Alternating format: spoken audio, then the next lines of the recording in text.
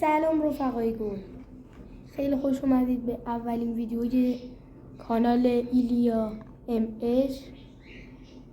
ویدیوی اولمون راجع به رونمایی اکانت کالاف منه و بریم ببینیم چیا داره و یه دستم آلکات خلاصه‌شون.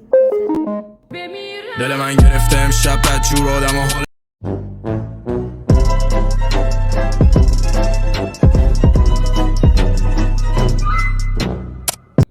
خاموش واسهتون میذارم. برو بریم سراغ ویدیو. رفقا همونطور که میبینید لول 400، اسمم هم ایلیا 12 و اینم از گانهای متیکی که دارم و اینم اسکینا ویویان و اسکینای مثلا دیگه چی دارم افغانی، اسکین افغانی که از همه مهمتره و بعدش اسکین آرتریای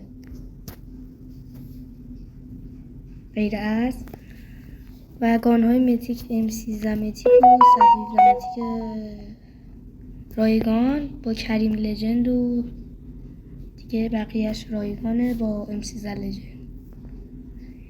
خب آقا بریم سراغ یه دست آلکات و رنده کنیم. Let's go.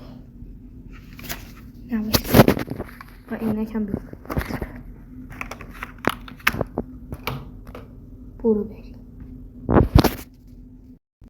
خب رفقا تا شروع بازی 20 ثانیه مونده.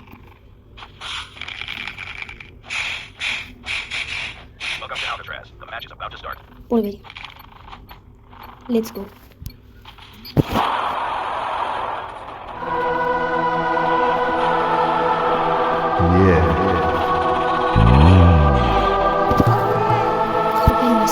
وکال وای محسن لرستان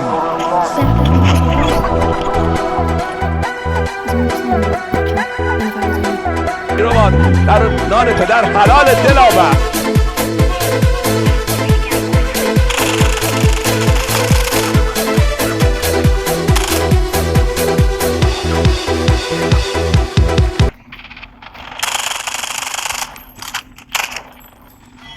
آقا من رگبار رو بردارم، بنظرم یه ذره بهتره.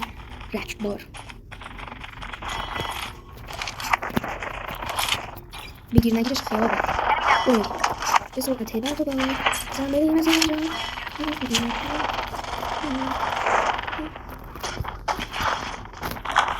کجایی؟ کجایی؟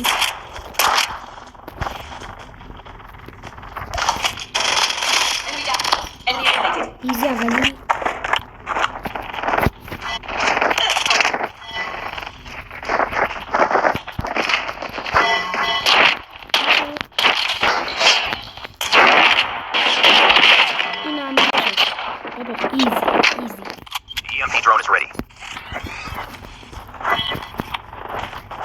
ایزی اون کارشون نمیده.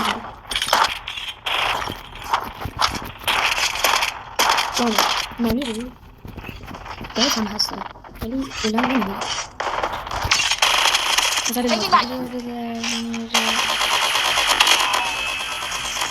ایزی میگیریم بود فکر کنم تیزش ده یا علی برو بریم یه شده نمایش رو میخوام در بیارم.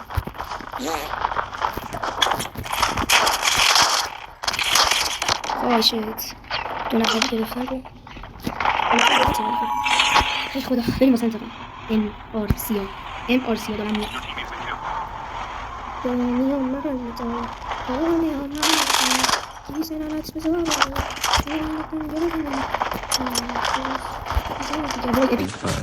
سلام بهونه قشنگ من برای زندگی. M13